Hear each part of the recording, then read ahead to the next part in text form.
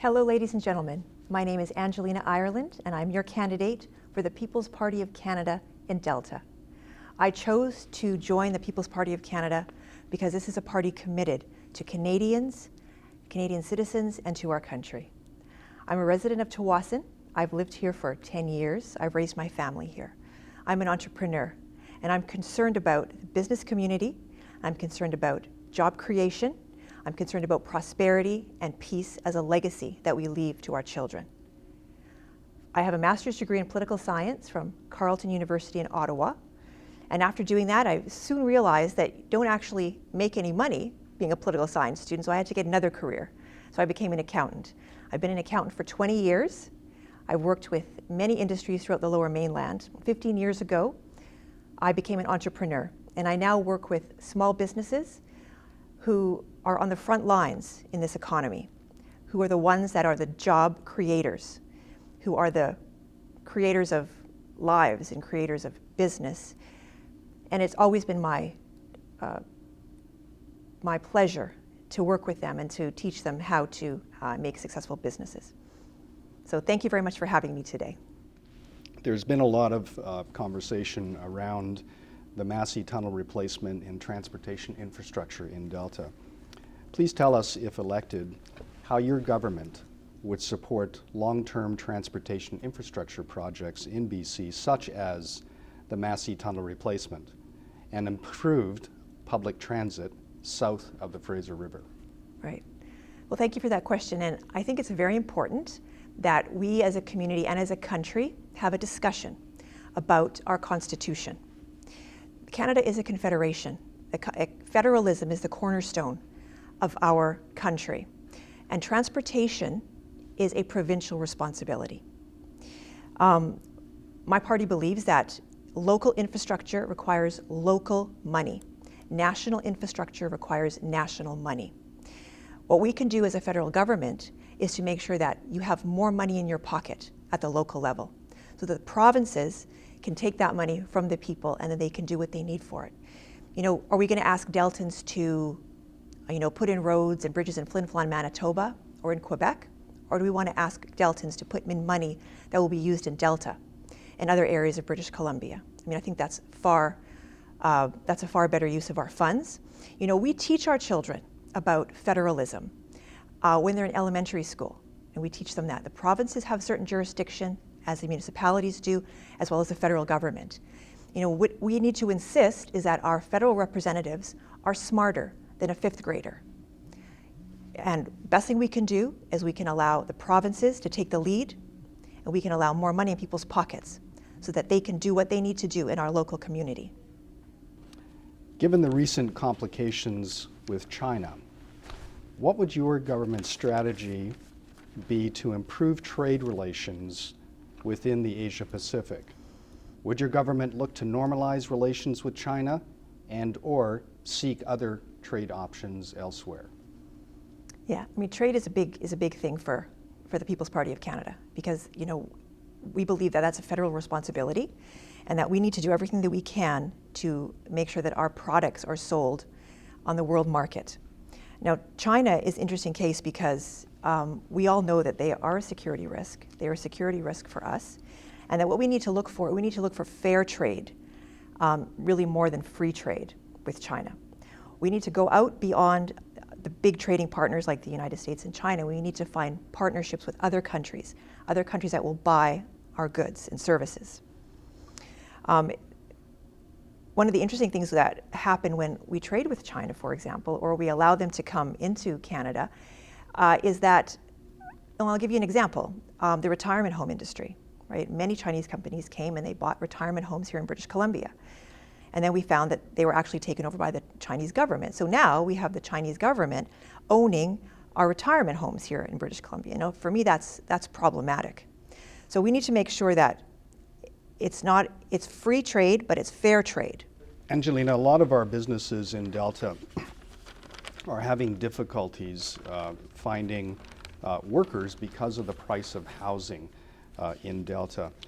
If elected, how will your government create affordable and subsidized housing for vulnerable workers in Canada's most expensive housing markets like Delta? Now, there's many things that the federal government can do to help the housing market here in Canada. And the first thing we have to do is we have to address the money laundering situation. And the best thing that we can do with that is to prosecute. It has to be a very unpleasant experience to launder money and put money in the real estate market in this country. Right now, they haven't been prosecuting to the extent that we can. We need to work in tandem with the provinces. We need to be able to support them.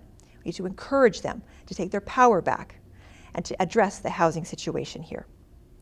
And by doing that, we have to make sure that foreign money stays foreign and is not being put into our real estate market. Offshore money needs to be kept offshore.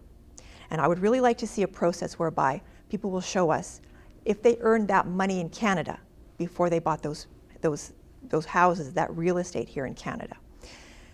What needs to happen, and I would never tell provincial government how to act or municipal government how to act, but it seems to me that we need a massive build-out. We need a massive build-out in the industry whereby we can have a supply and demand, right? We increase the supply at the entry level of housing. And in order to do that, we may need to take some land out of the ALR. But quite frankly, if they're only going to grow pot there, they might as well have houses there. We need tenant protection and rent controls. And we need to take away this exclusive zoning in the municipalities. Now, those are municipal questions, those are provincial questions. That's just my opinion. The federal government, under a People's Party government, would never step in and take the power away from the provinces. But we recognize that this has to be a full three-government tiered approach to address the housing crisis that we have in this country. Would your government implement a nonpartisan Royal Commission on tax reform to examine all aspects of Canadian tax policy as it relates to business? Well, you know what interesting they say about Canada is Canada is ruled by Royal Commission, and we don't accept that. We don't need to have a Royal Commission. What we're going to do is we're going to implement a flat tax, 10% corporate tax, 15% personal tax for anybody that's earning anything below 100,000. After 100,000, it'll be a 25% flat tax. It was interesting because Royal Commissions usually end up just figuring out who can use the loopholes and who can't. Now, this has to be a fair tax system for everyone, and that's why we're committed to lowering the tax rates and doing it immediately. And we're not going to bother wasting taxpayers' money on Royal Commissions, wasting taxpayers' time on a 3 and 4 year inquiry process. That's not necessary. We know what we need to do. And we need to cut taxes. We need to cut them now. And that's exactly what we would do. If elected, how will your government change our immigration policies to provide our businesses access to more skilled labor to meet the labor shortages in our industrial and farming sectors in Delta? Right, exactly. I mean, we have a very extensive immigration policy platform in our party. And what we're saying is that we need skilled immigrants to come to this country across all industries. And that needs to be a priority. Currently, the immigration stats say that only 26% of the people that come to Canada are skilled immigrants. And what we want to do is we want to increase that to more like 80% of the people coming here are skilled immigrants to fill the jobs that are being left because we have an aging workforce. So it's very important.